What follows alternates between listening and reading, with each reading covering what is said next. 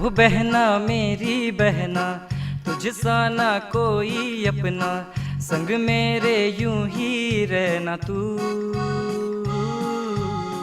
ओ बहना मेरी बहना, संग मेरे ज़्यादा हंसना, कभी थोड़ा रूठ लेना तू। छोटी है तू कभी कभी मुझसे है बड़ी, माँ जैसी तू कभी दोस्त मेरी। Oh my sister, you're my first friend, together we cry, together we smile. You're my special girl, you're my sister love, you're the best thing I could ever get.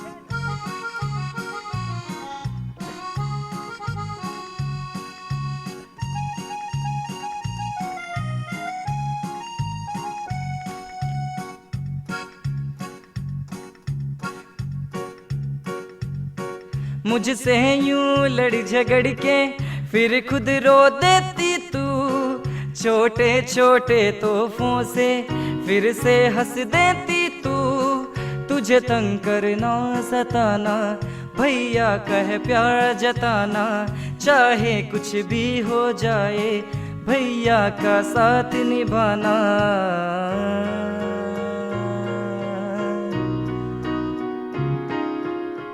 ओ बहना मेरी बहना, तुझ सा ना कोई अपना, संग मेरे यूं ही रहना तू।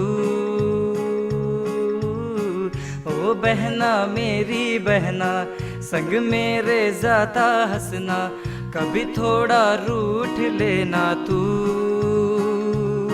छोटी है तू कभी कभी मुझसे है बड़ी, माँ जैसी तू कभी दोस्त मेरी। Oh my sister, you're my first friend, together we cry, together we smile. You're my special girl, you're my sister love, you're the best thing I could ever get. कुछ तुझे हो जाए तो भैया भी रोता है, जब रात में तू डर जाए भैया नहीं सोता है।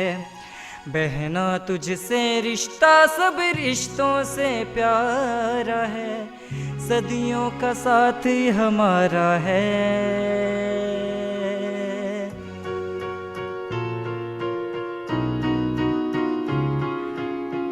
ओ बहना मेरी बहना, तुझ सा ना कोई अपना, संग मेरे यूं ही रहना तू। ओ बहना मेरी बहना, संग मेरे ज़्यादा हंसना, कभी थोड़ा रूठ लेना तू। छोटी है तू कभी कभी मुझसे है बड़ी, माँ जैसी तू कभी दोस्त मेरी। Oh my sister, you're my first friend, together we cry, together we smile. You're my special girl, you're my sister love, you are the best thing I could ever get. Oh my sister, you're my first friend, together we cry, together we smile. You're my special girl, you're my sister love, you are the best thing I could ever get.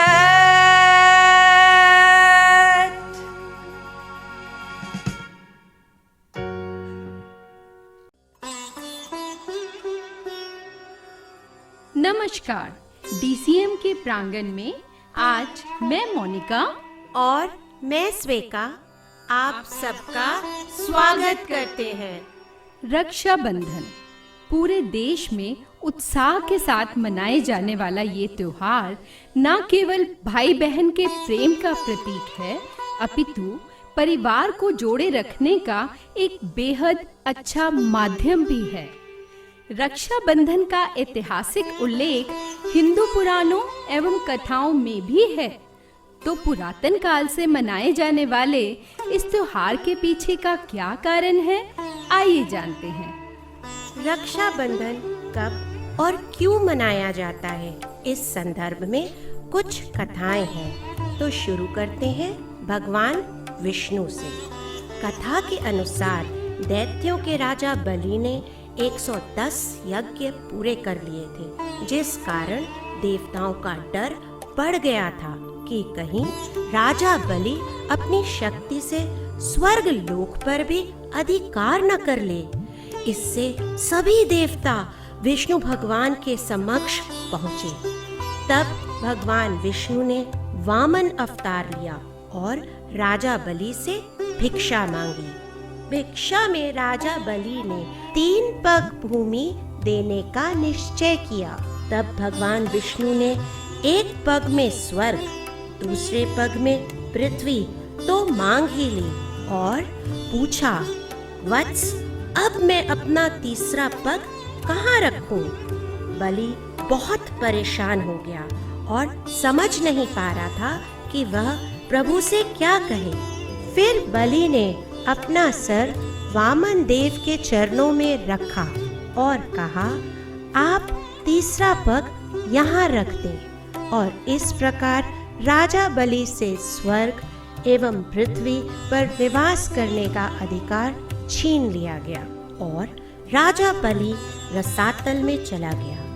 तब बलि ने भगवान से हर समय अपने सामने रहने का वचन लिया और भगवान विष्णु को राजा बलि का द्वारपाल बनना पड़ा। इस कारण देवी लक्ष्मी दुविधा में पड़ गईं। वो विष्णु जी को रसातल से वापस लाना चाहती थी। तब उन्हें नारद जी से इस समस्या का समाधान मिला। लक्ष्मी जी ने राजा बलि के पास जाकर उसे राखी बांधी और उसे अपना भाई बना लिया और उपहार में उन्होंने अपने पति विष्णु को वापस मांगा। ये दिन श्रावण मास की पूर्णिमा का दिन था और तब से सभी लोग इसे रक्षाबंधन के नाम से जानने लगे। अलग अलग युगों में रक्षाबंधन मनाए जाने की अलग अलग कथाएं प्रचलित हैं। महाभारत से जुड़ी हुई एक कथा मैं प्रस्तुत करती हूँ। जब भगवान कृष्ण ने शिशुपाल का वध अपने चक्र से किया, तब चक्र कृष्ण जी के पास वापस आया तो उसके तेज से भगवान कृष्ण की उंगली कट गई। तब पांडवों की पत्नी द्रौपदी ने अपनी साड़ी का किनारा चीरकर भगवान कृष्ण की उंगली में बांध दिया। तब भगवान कृष्ण ने ये वचन दिया कि वह पूरी उम्र द्रौपदी की रक्षा करेंगे। इस ऋण को चुकाने के लिए द्रौपदी के चीरहरण के समय भगवान कृष्ण चीर के रूप में पधारे और उन्होंने द्रौपदी के मान सम्मान की रक्षा की। रक्षाबंधन एक ऐसा त्योहार है जिसका इतिहास करीब 6000 साल पुराना है। रक्षाबंधन की शुरुआत का सबसे पहला साक्ष्य रानी कर्णावती और सम्राट हुमायूं का है। मध्यकालीन युग में राजपूत और मुगलों के बीच संघर्ष चल रहा था। तब चित्तौड़ के राजा की विधवा रानी कर्णावती ने गुजरात के सुल्तान बहादुर शाह से अपनी और अपनी प्रजा की सुरक्षा का कोई रास्ता ना निकलता हुआ देख हुमायूं को राखी भेजी थी। तब हुमायूं ने उनकी रक्षा कर उन्हें बहन का दर्जा दिया था।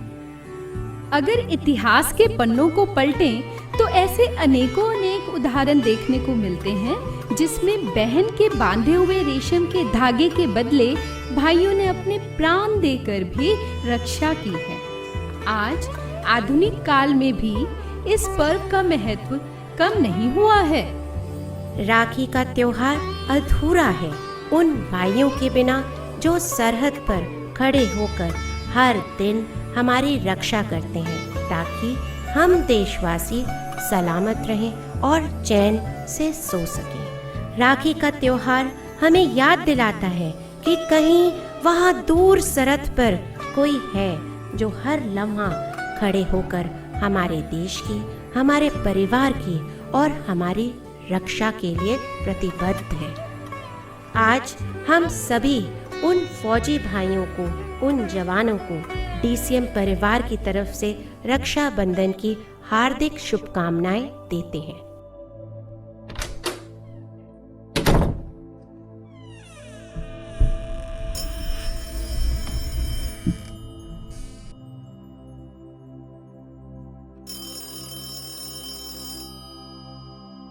हेलो कब से तुम्हारा फोन ट्राई कर रहा हूँ। सुमित, कैसा है तू? अरे वो दीपू को लेने स्कूल गई थी, मेरा फोन पता नहीं मैंने कहाँ रख दिया। अच्छा मैं तुझसे बहुत नाराज हूँ, तू 2 दिन के लिए मुंबई आया और मुझसे मिले भी नहीं चला गया। ऐसे कौन करता है अपनी बहन के साथ? इसमें नाराज होने वाली क्या बात है? अगर मिल सकता तो जरूर मिलता। कम से कम तुम तो समझा करो। क्या समझूं मैं? हाँ क्या समझूं मैं? पिछले 9 साल से मैंने तेरी कलाई पर राखी भी नहीं बांधी। साल में 1 बार मिलता है और हफ्ते में 1 बार कॉल करता है, और कभी कभी तो वो भी नहीं करता है तू। और इस बार ऊपर से बिना मिले चला गया तू। बस हो गई तेरी कंप्लेंट शुरू। अरे बाबा, कंप्लेंट नहीं कर रही हूँ, बस बता रही हूँ। और बता, दीपू कैसा है? दीपू भी तुझे बहुत याद करता है। ये ले, दीपू से बात कर। दीपू, मामा। हेलो मामू। हे चैम, की हाल चाल? पता है मामू, कल मेरा आधे वाला दांत टूट गया। क्लास में सब मेरा मजाक उड़ा रहे हैं। ओ कोई गल नहीं, अब फिर नवा आ जाएगा। इसकी कहानियां ना उफ, कभी खत्म नहीं होने वाली। Finish your banana, I get your lunch. हाँ सुमित, तुझे पता है ना, जल्दी जल्दी में माँ ने तेरे लिए देसी घी के लड्डू बनाए थे, तू तो लेके नहीं गया। माँ ने सारे यहाँ भेज दिए। हाँ तो बढ़िया किया ना, पर तू तो मत ही खाइयो, वरना फिर से मोटी हो जाएगी। Very funny. अच्छा ये बता, तू राखी पे आ रहा है कि नहीं आ रहा? राखी को अभी 6 महीने पड़े हैं, अभी कैसे बता सकता हूँ? ठीक है, मत बता।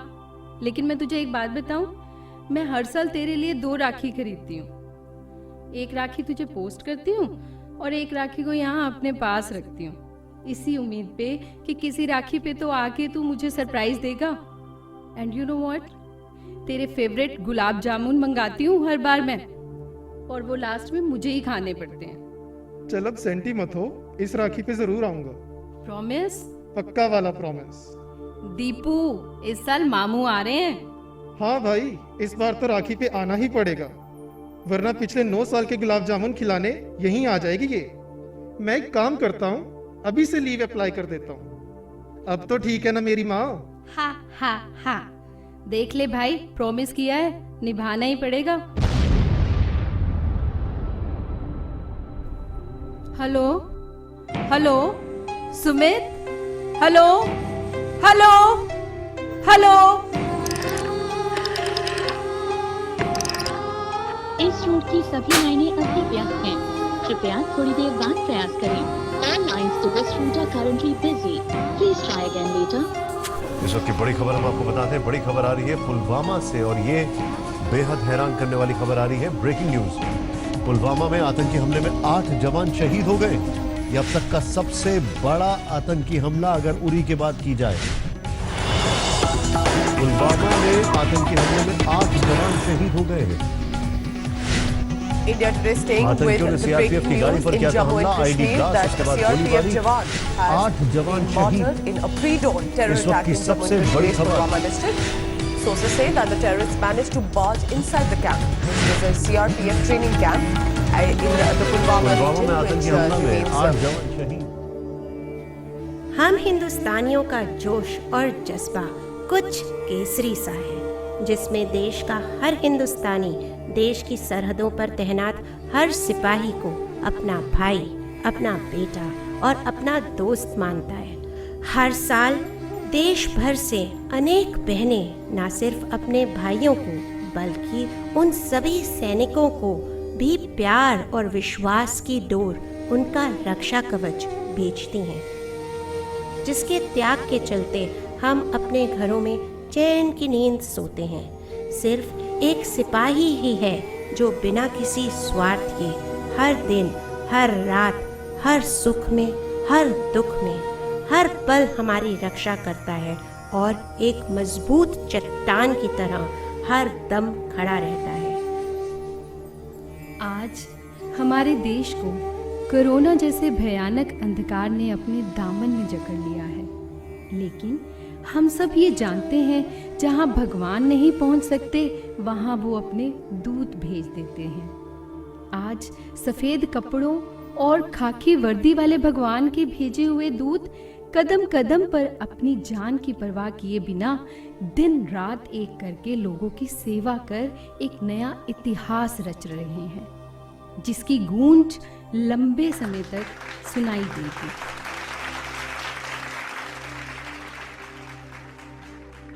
आज हम सब अपने हृदय की गहराइयों से उनका नमन करते हैं और धन्यवाद देते हैं।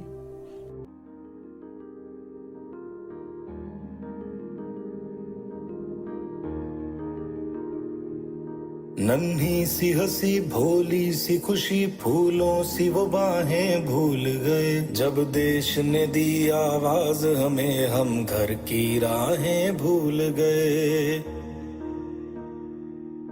हम सोए नहीं कई रातों से जाने वतन सा चांद बुझे, हमें नींद उसी दिन आएगी जब देखेंगे आबाद तुझे।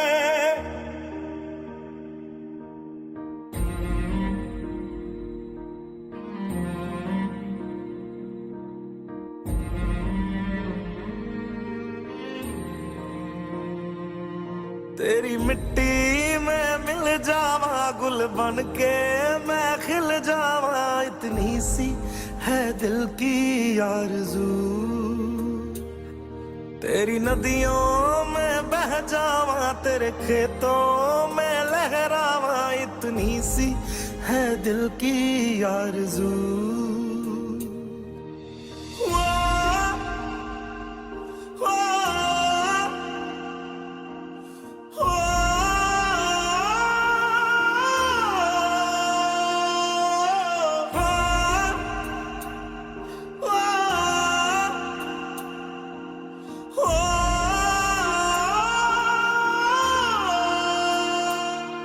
मजबूर हुई जब दिल की दुआ तो हमने दवा से काम लिया, वो नब्ज नहीं फिर थमने दी जिस नब्ज को हमने थाम लिया। बीमार है जो किस धर्म का है हमसे न कभी ये भेद हुआ, सरहद पे जो वर्दी खाकी थी अब उसका रंग सफेद हुआ।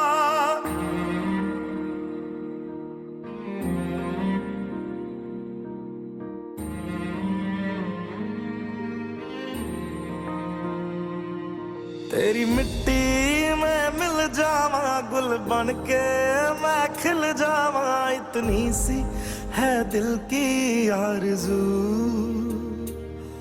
तेरी नदियों में बह जावा तेरे खेतों में लहरावा, इतनी सी है दिल की आरज़ू।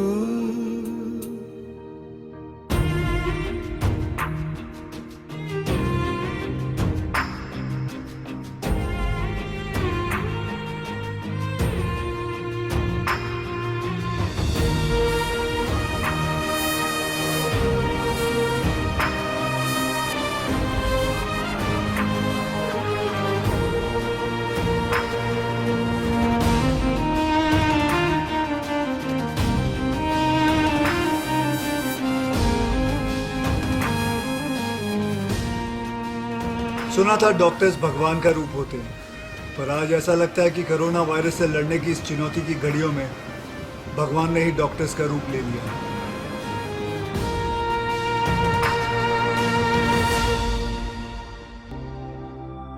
Our Raksha Bandhan celebrations are incomplete without sending best wishes to all our corona warriors. इस कोरोना के डर से लोग सिर्फ एक टच से घबराते हैं और हमारे डॉक्टर्स हैं जो रोज मौत से हाथ मिला के आते हैं। अपनों को अपनों से जुदा होते हुए देखा है, अश्कों को हवा बन के दुआ होते हुए देखा है। मैदानी जंग में लड़ रहे हैं वो जिंदगी की जंग। मैंने डॉक्टर्स नर्सिस को खुदा होते हुए देखा है। हर डॉक्टर नर्स को दिल से सलाम। जय हिंद।